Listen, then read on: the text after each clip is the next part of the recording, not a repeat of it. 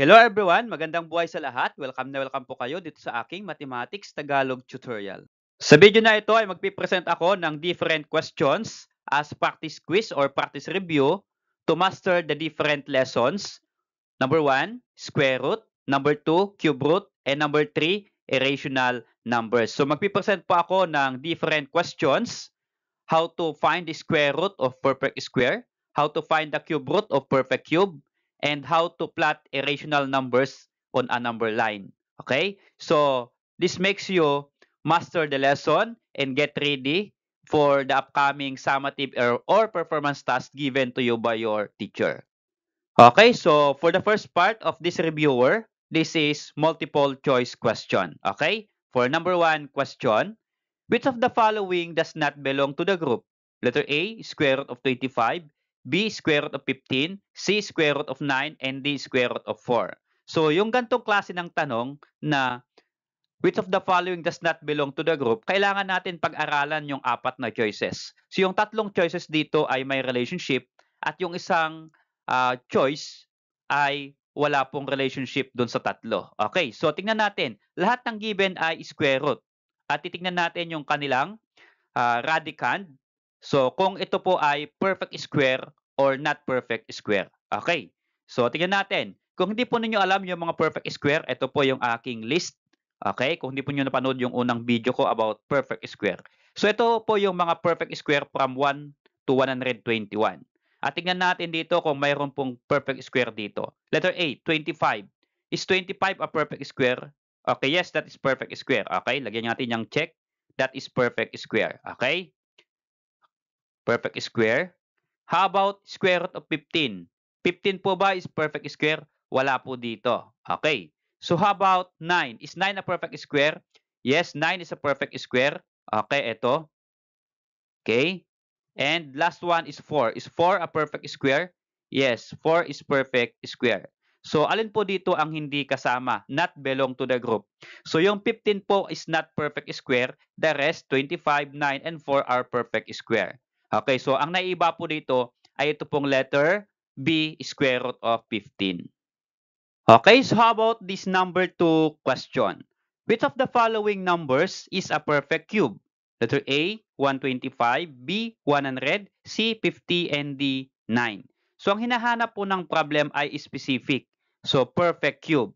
Ibig sabihin, isa po dito ay perfect cube at yung tatlo is not or are not perfect cube.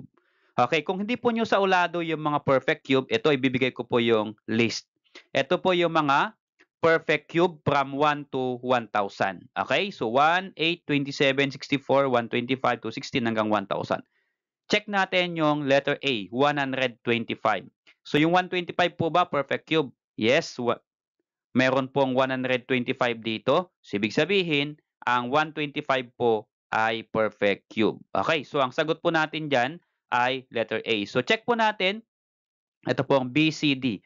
100, meron po ba? Wala. So this is not perfect cube. Letter C, 50. No, not perfect cube. Letter D, 9. 9 is not a perfect cube. So ang perfect cube lang po dito is letter A, 125. Okay, so how about this number 3 question? Which of the following statement is true? Okay, so again, pag ganito po yung mga given, kailangan pag-aralan mo lahat ng choices. Okay? So alin daw po dito ang true? Square root of 25 is greater than 6. Square root of 49 is less than square root of 9. Square root of 16 is equal to cube root of 64 and none of the above. So ibig sabihin, kapag wala pong true dito, ibig sabihin ang sagot po natin ay letter D, none of the above. So tignan po natin, isa-isahin po natin yung ating choices. What is square root of 25? Ang square root of 25 is 5. Okay? Now, study. Okay? Yung dalawa. So, square root of 25 is 5. So, is 5 greater than 6? Yung 5 ba mas malaki sa 6? No, that's wrong. So, letter A, this is false. Okay? That is false. Ibig sabihin, hindi po tama. How about letter B? Square root of 49 is less than square root of 9. So, simplify po natin. 49 is perfect square and 9 is perfect square. So, ibig sabihin, pwede po natin kunin yung kanilang square root. So, square root of 49 is, the answer is 7. How about square root of 9? The square root of 9 is 3. Now, study. Is 7 less than 3? Okay. Is it true or false? That is false. So, ibig sabihin, mali po ulit. Okay. So, meron pa po tayong isang choices. Kapag ito ay wrong, ang sagot natin is none of the above. Pag ito ang tama, ito po yung sagot natin. Square root of 16. Ano po yung square root of 16? Simplify po natin para alam natin. Square root of 16 is equal to 4. Okay? Because 4 times 4 is 16. How about cube root of 64? Yung 64 ba perfect cube? Yes po. Pero ano po yung cube root of 64? Ang cube root of 64 is equal to 4 also. Okay, check natin. 4 times 4, 16. Then 16 times 4, 64. So, ibig sabihin, square root of 64 is 4. Square root of 16 is 4. Is 4 equal to 4? Yes, that's true. That's correct. So, ibig sabihin, ang nag-true po dito sa tatlong statement ay letter C. So, our answer is letter C. Square root of 16 is equal to cube root of 64. Okay, for number 4 example, which of the following is an irrational number? Okay, so iisa lang po specific yung tinatanong ng problem, irrational number. Alin daw po dito? Ibig sabihin, yung tatlo ay rational numbers at yung isa ay irrational number. Okay, so tingnan natin. A and B, square root. C and D, cube root. So, para mabilis po tayo, yung una pong list, ito po yung perfect square. At ito pong pangalawang list, ito po yung mga perfect cube. Tingnan natin yung A and B. So, kapag yung radicand natin or yung number natin dito ay perfect square, then rational siya. But if not perfect square, then ito yung irrational. Okay, tingnan natin. 121. Perfect square po ba siya? 121. Okay, so siya po ay perfect square. So, ito po ay rational number. Okay, yan po ay rational. Okay, not irrational. Okay, rational. Okay, lagay ko po ha. Okay, so that is rational. How about 99? 99 ba perfect square? Hindi po siya perfect square. So, ibig sabihin, iyan po ay irrational kasi hindi siya perfect square. Okay, so yung sagot natin dyan ay letter B. Pero check natin yung C and D. Cube root of 27. Is 27 perfect cube? Kasi kapag perfect cube ang 27, rational. But if not perfect cube, irrational. So, 27, meron po ba? Okay, yes, meron po 27. So, perfect cube siya, then this is rational. How about 1? Is 1 perfect cube kasi cube root? Yes, 1 is perfect cube. So, rational din to. So, yung A, C, and D are all rational. And then yung letter B, kasi not perfect square ito kasi square root, this is irrational numbers. Okay, kaya yan po yung hinahanap ng problem. Letter B, irrational number. Okay, for number 5 question. What is square root of 1 over 9? Yung ating pong radicand o yung number dito ay fraction. So ito po ay walang index, so ito ay square root. Okay, so what is square root of 1 over 9?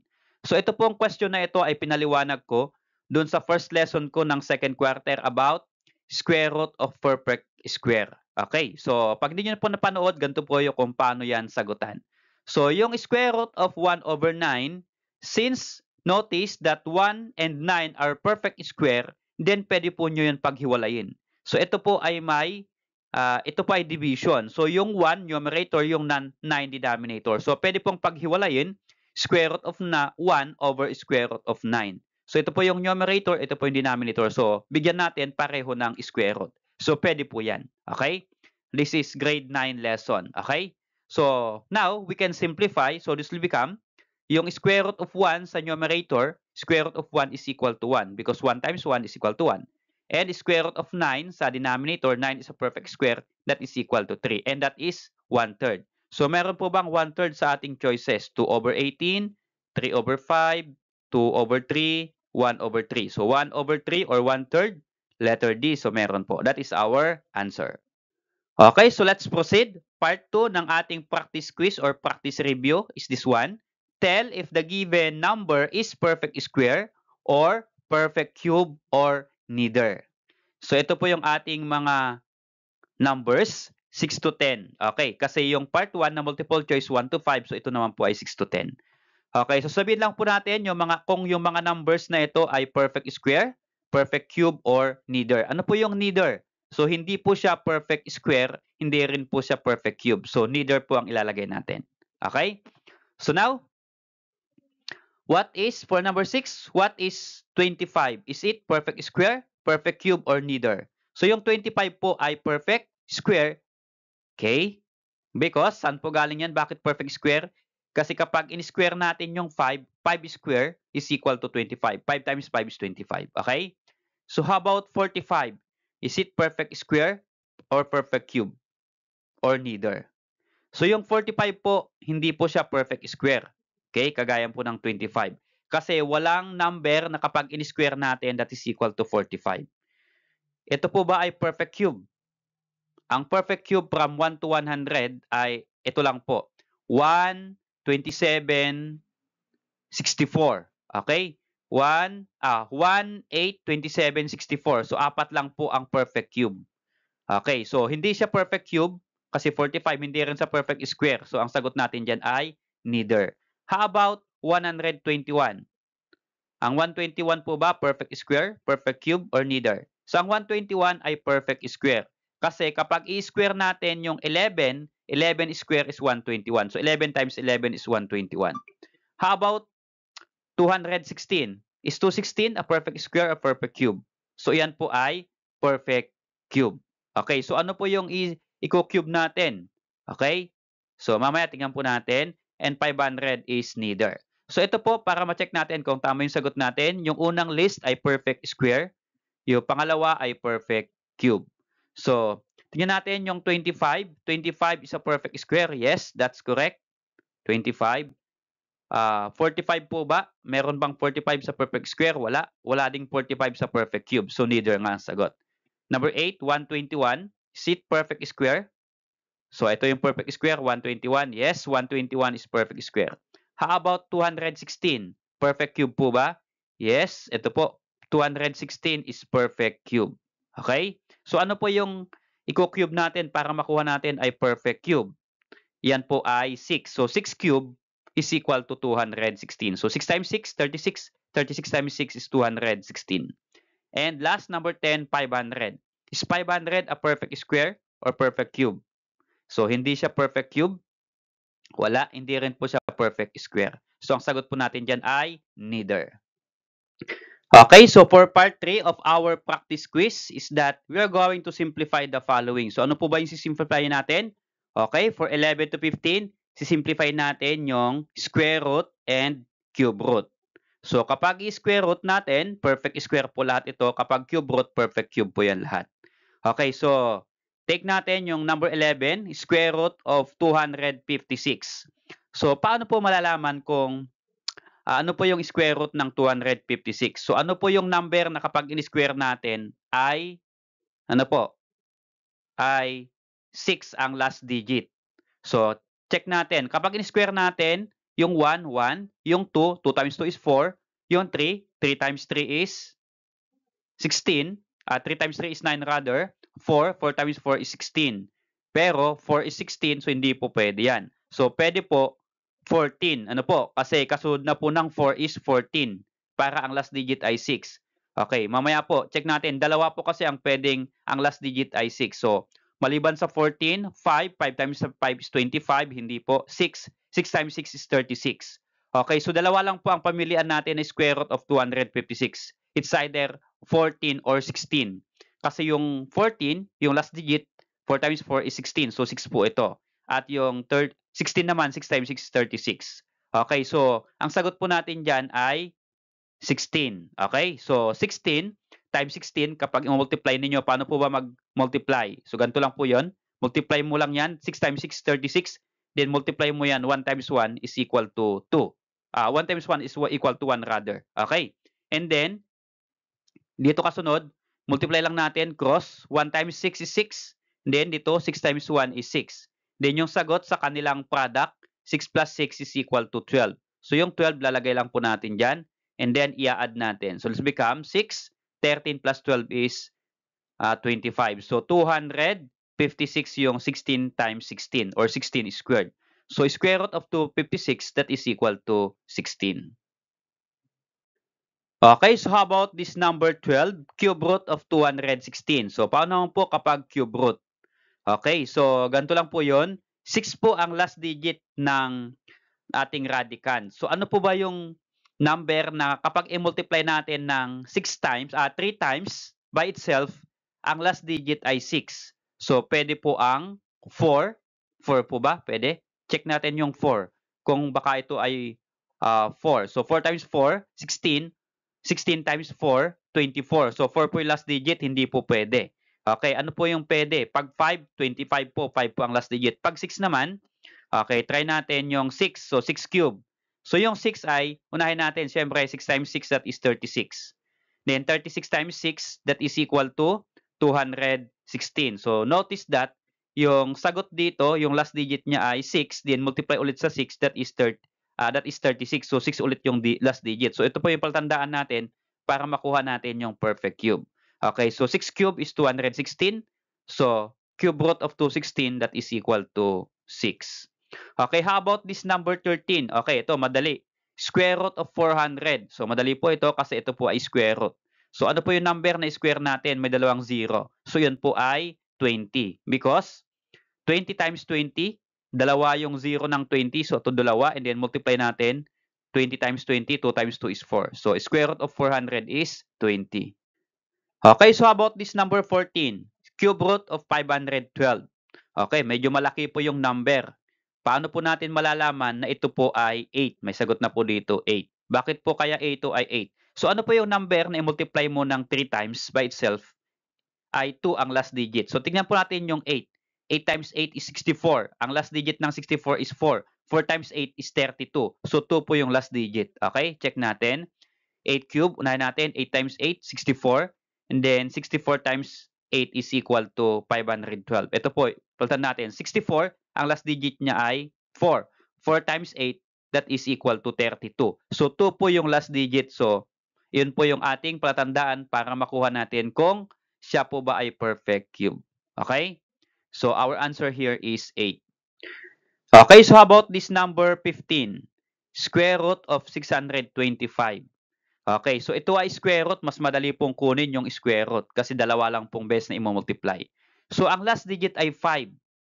So it's either 5, 10, 5, 15, 25 lang po ito. Okay? 5, 15, 25. So siyempre hindi po pwede yung 5 kasi 5 times 5 is 25 lang. Okay? How about 15? So yung 15 po ay 225 yung 15. Tama ba? 15 times 15 is 225. So ibig sabihin, yung 625, yan po ay 25. So try natin. 25 times 25. Here, 5 times 5 is 25. At 2 times 2 is 4. Okay? So that is 425. And then, multiply natin cross. 2 times 5, that is equal to 10. So ilagay ko po dito, sulat ko dito, 10. At ito naman pong, ito po ay 2 times 5, 10. Ito naman po, 2 times 5 ulit dito. Cross ulit. That is still 10. Okay? If you are going to add, what is 10 plus 10? 10 plus 10 is equal to 20. So i-add natin dito 20. Okay? And then, 5, 42 plus 20, that is equal to 62. Okay? 625. So therefore, square root of 625 is equal to 25. Okay, so part 4 ng ating practice quiz or review is that find the location of the following irrational numbers on the number line. So ito po yung ating number line at ito po yung ating irrational numbers from 16 to 20. So ipaplat natin yung different irrational numbers pero nakaplat na po sila. Alin po dito yung kanilang location. So we are going to choose letters only. Okay? So ang unahin natin ay perfect square. Tingnan natin yung mga perfect square or square root. So, ilagay natin sa baba para di tayo malito. So, yung 1, kapag perfect square, 1 times 1 is equal to 1. Okay, yung 2, 2 times 2 is 4. 3, 3 times 3 is 9. 4 times 4 is 16. 5 times 5 is 25. 6 times 6 is 36. 7 times 7, 49. 8 times 8, 64. 9 times 9, 81. And 10 times 10, 100. Okay, so, andito po yung ating rational numbers. Rational po ito lahat. At yung mga given dito ay irrational. Perfect square po kasi ito lahat. Okay, tingnan natin yung square root of 3. Okay, yung 3 is not perfect square. Pero ang 3 ay matatagpuan sa pagitan ng 1 and 4. Tama po ba? Yung 3 is between 1 and 4. So, ibig sabihin, andito yung kanyang graph. So, letter A. Mag-isa lang naman yung A dito, so wala nang ibang kompetensya itong square root of 3. Okay? Kasi yung 3 ay siya lang, o yung graph ng letter A ay siya lang ang nandito sa may 1 hanggang 4 or 1 and 2 rather. Okay? So, square root of 3 is here. Yan. How about number 17? Cube root of 21. So, mamaya po yung cube root. Ito po muna, square root. Square root of 50. Is 50 a perfect square? No. Pero nasaan po yung 50 kaya dito? 16, 25, 36, 49, 64. So, yung 49, ang kasunod po ay 50. Okay? Yung 50 po ay nandito sa pagitan ng 49 and 64. At yung graph between 49 and 64 ay itong letter D. Ano po? So, wala po siyang ibang kasama. Ibig sabihin, yung square root of 50 ay letter D. Ito po yan. Okay? And then, next number, cube root yung 19. Number 20, square root.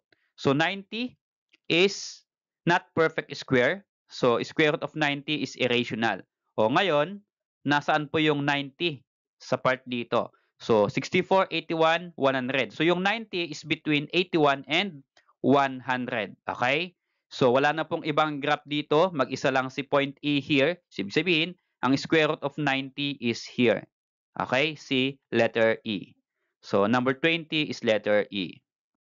Okay? So, for perfect cube naman, i-cube naman natin ito. Okay? Yung ating counting numbers. So, 1 cube, 1 times 1 times 1 is equal to 1. Sa 2 naman, 2 times 2 times 2, that is equal to 8. 3, 3 times 3 times 3, 27. Sa 4, 4 times 4 times 4, 64. How about 5? 5 times 5 times 5 is 125. So, may lalampas po bang 125 dito? 21 is 100. Wala na. Huwag na nating i-cube yung kasunod pa. Pero, kapag ang sinasagutan po ninyo ay may mas malaki pa pong number dito sa given dito sa 125, dadagdagan po ninyo yan. Okay? So, check natin yung number 17, cube root of 21. Okay, 21 is not perfect cube. Okay? Pero yung 21 ay nasaan po siya? Yung 21 ay nasa pagitan, ito po 8 and 27. So yung 21 ay nandito sa part ng between 8 and 27 or between 2 and 3. So isa lang po yung point natin dyan, wherein this is point B. So ibig sabihin, ito po yung ating sagot. Okay? Square root of 21 is point B. How about number 19, cube root of 100? So yung 100, yan, 64 and then 125. So ang 100 ay nasa pagitan po dito, 64 and 125. So ito po yung nag-iisang point dito, point C. So letter cube root of 100 is letter C.